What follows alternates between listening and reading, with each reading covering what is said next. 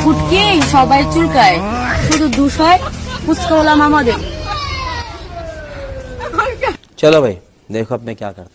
ফুচকাওয়ালা মামার ধৈর্য আছে, হাসি থামিয়ে রেখেছে কেমনে। এইগুলা দেখার জন্য ওয়াইফাই বিল দেই। এত সুন্দর মেয়েটার বেরেন ওই জায়গায়, আহারে। কাউকে নিয়ে মজা করা ঠিক না, কিন্তু এরে নিয়ে করা উচিত। কি মানুষ রে বাবা, ফুটকে সবাই চুলকায়, শুধু দুষ হয় ফুচকাওয়ালা মামাদের। দিন শেষে এরাই সুখী, না আছে বেরেন না আছে চিন্তা। বলেছো। এই ভিডিওটা এতদিন কই ছিল? ও শিট, ছোট মানুষ শখ করে বানিয়েছে, তোরা এমন করস কেন? কি বলছিস তুই? মেয়েদেরকে বলছি নিজের মাইন্ড ঠিক করো। ফুটকে সবাই চুলকায়, শুধু দুষ হয় ফুচকাওয়ালা মামাদের।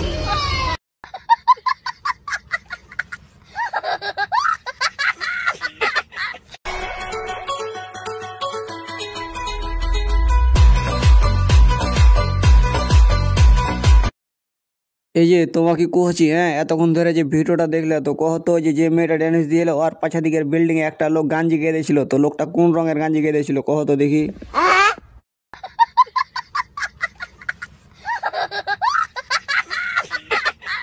এবারে এই ভিডিওটা দেখো, এরপর ভিডিওর ফানি কমেন্ট পড়বো।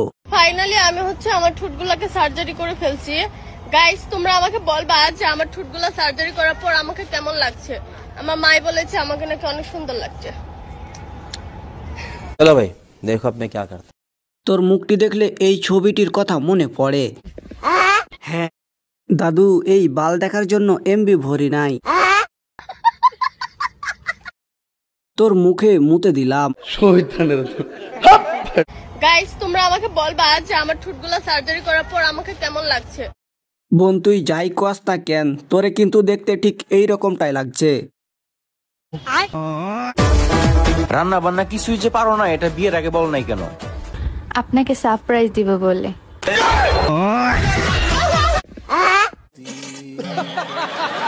তো চলিয়ে শুরু করতে हैं।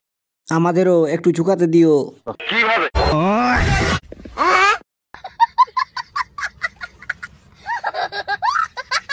রান্নার দরকার নেই, তোমার ওই বাটন দুটো টিপতে দিলেই হচ্ছে।